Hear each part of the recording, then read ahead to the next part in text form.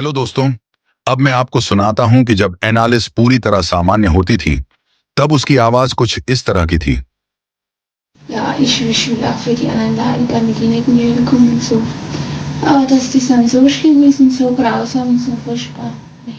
लेकिन जब एनालिस पर एग्जॉर्सिज्म किया जा रहा था और वह अपनी शैतानी आवाज में बात कर रही थी तब उसकी आवाज कुछ ऐसी हो जाती थी।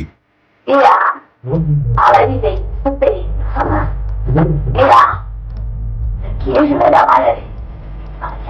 Jetzt 100%. Ja. Fast.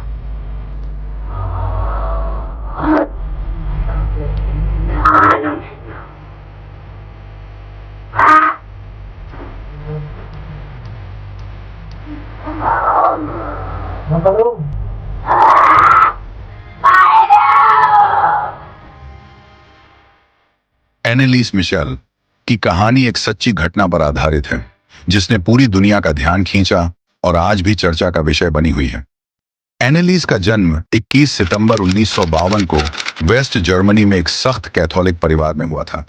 उसका जीवन सामान्य था, लेकिन बाद में यह एक दर्दनाक और असाधारण घटनाओं से भर गया जिसने उसे लोगों के बीच अमर कर दिया। इस कहानी को बाद में 2015 में Hollywood film the exorcism of Emily Rose के रूप में प्रस्तुत किया गया, जिसे दर्शकों ने बेहद डरावना और प्रभावशाली माना। प्रारंभिक जीवन और धार्मिक परवरिश। एनालिस का परिवार कैथोलिक धर्म के प्रति बहुत निष्ठावान था। उसकी मां शादी से पहले ही गर्भवती हो गई थी, जिसे उस समय की कैथोलिक मान्यताओं के अनुसार पाप माना गया था। एनालिस को बचपन से ही यह सिखाया गया था कि भगवान हर इंसान के पापों का हिसाब रखते हैं और हमें अपने पापों का प्रायश्चित करना चाहिए। इस तरह की सख्त धार्मिक परवरिश ने एनालिस के जीवन पर गहरा असर डाला। वह हमेशा दूसरों के पापों के लिए प्रार्थना करती और अक्सर चर्च जाती थी। उसकी माँ और पिता ने उसे यह भी सिखाया कि दूसरों के पापों के लिए भी प्रायश्चित करना आवश्यक है। प्रारंभिक लक्षण। एनालिस का जीवन तब बदलने लगा जब वह टीनेज में थी। उसे अचानक अजीब दौरे पड़ने लगे। इन दौरों के दौरान वह नियंत्रण खो देती और उसे बाद में कुछ भी याद नहीं रहता था। उसके माता पिता उसे डॉक्टरों और न्यूरोलॉजिस्ट के पास ले गए, जिन्होंने इसे टेम्पोरल लोब एपिलेप्सी बताया और उसे दवाइयां दी, लेकिन इन दवाइयों का एनालिस पर कोई असर नहीं हुआ। मानसिक और शारीरिक गिरावट। जैसे जैसे समय बीता, एनालिस की हालत और खराब होती चली गई। वह बार बार कहती थी कि उसे डेमोनिक आवाजें सुनाई देती हैं और उसे लगता था कि उसके आसपास शैतानी शक्तियां मौजूद हैं। उसकी हालत इतनी बिगड़ गई थी कि वह चर्च जाना बंद कर चुकी थी और उसे ऐसा लगता था कि हर इंसान में शैतान का वास है। एनालिस हॉलुसिनेशन से ग्रसित हो गई थी और उसकी मानसिक स्थिति लगातार गिरती जा रही थी। एक्सोर्सिज्म की शुरुआत। एनालिस के माता पिता ने जब देखा कि डॉक्टरों की मदद से उसकी हालत में सुधार नहीं हो रहा है, तो उन्होंने चर्च से संपर्क किया और एक्सोर्सिज्म की अनुमति मांगी। हालांकि चर्च ने शुरुआत में इस अनुरोध को ठुकरा दिया, लेकिन एनालिस की हालत लगातार बिगड़ती रही।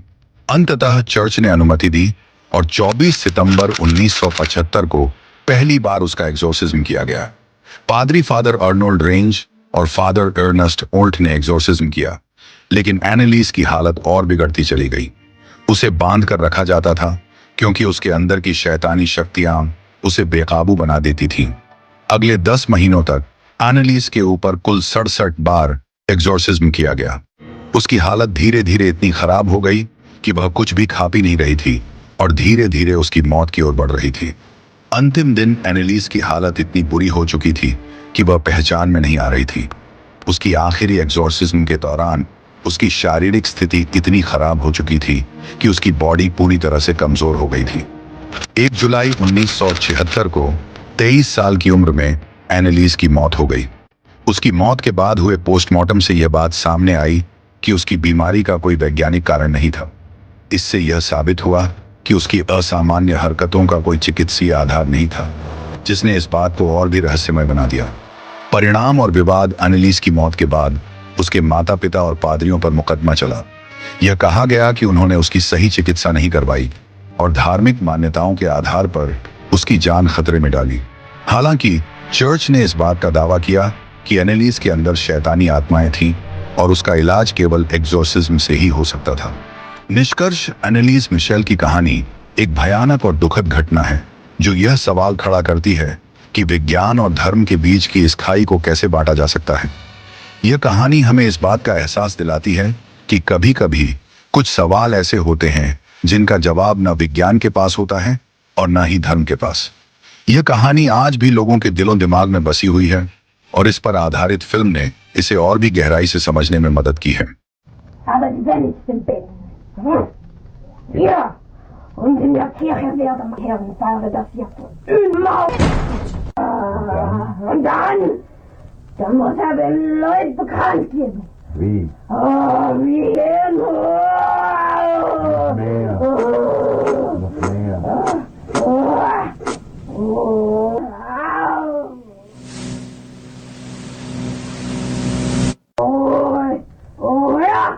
Noch mehr. Noch mehr. Noch mehr sagen. Noch mehr. Und in der Kirche sind jetzt, dürfen Sie auch nicht mehr eintreten, wenn Sie es gemacht haben. Warum nicht?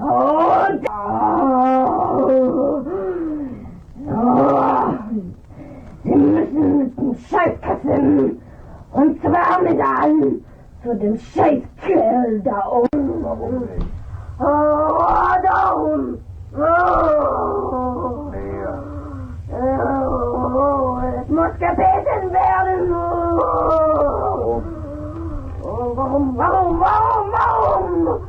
Wo? In die Kirchen und in die Familien. Die Christian Presti. Okay, 40 milligrams diazepam.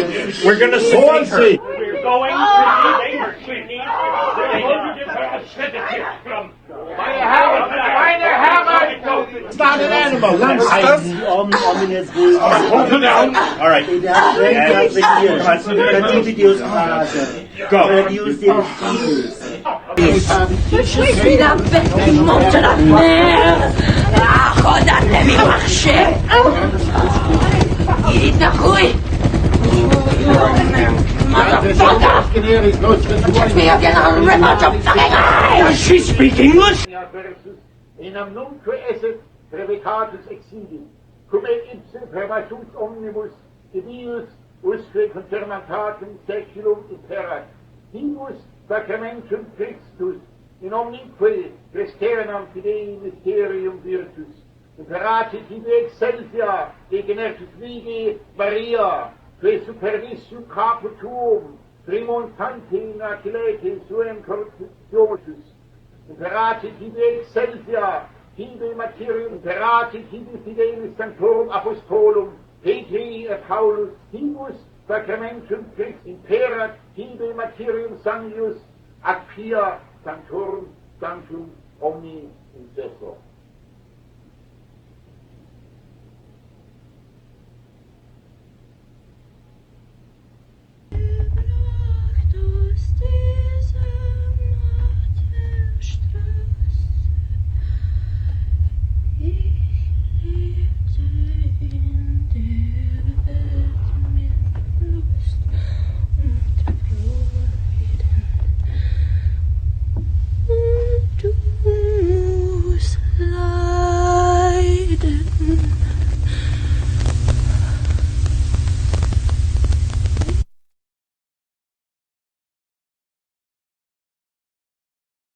There's something awfully familiar about this bed, isn't there?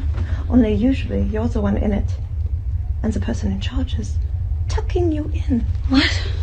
This is a lot like your father when you were little. No. Didn't you love No. it when he used to come to your room and tuck you in? No, stop Or it. should I say, fuck you? You used to love it the way your father touched you, huh? Stop.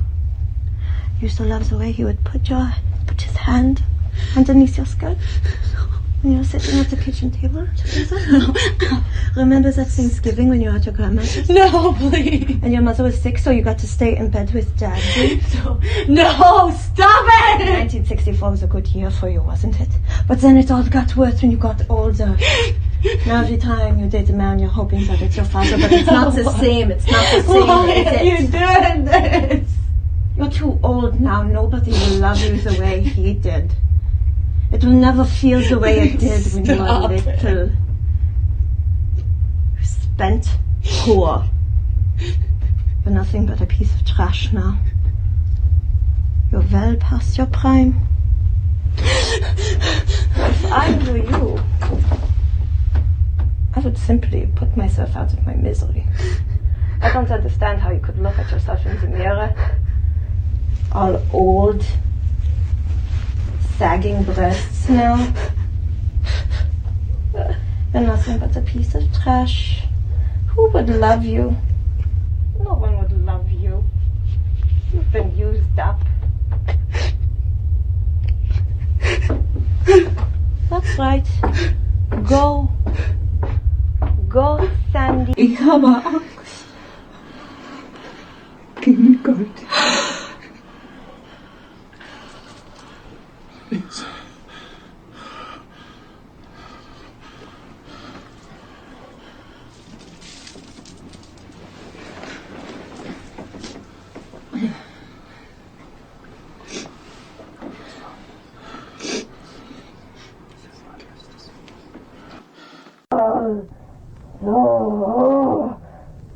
So, dass er die meisten Leute rankommt, kapiert? Noch mehr. Oh, Noch mehr. oh, Noch mehr.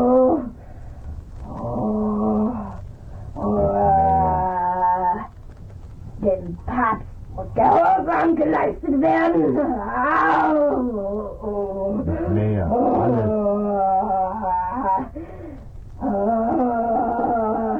Die Herrenware, das muss dem Volk bewusst gemacht werden. Im Namen des Vaters und des Sohnes und des Heiligen Geistes. Amen.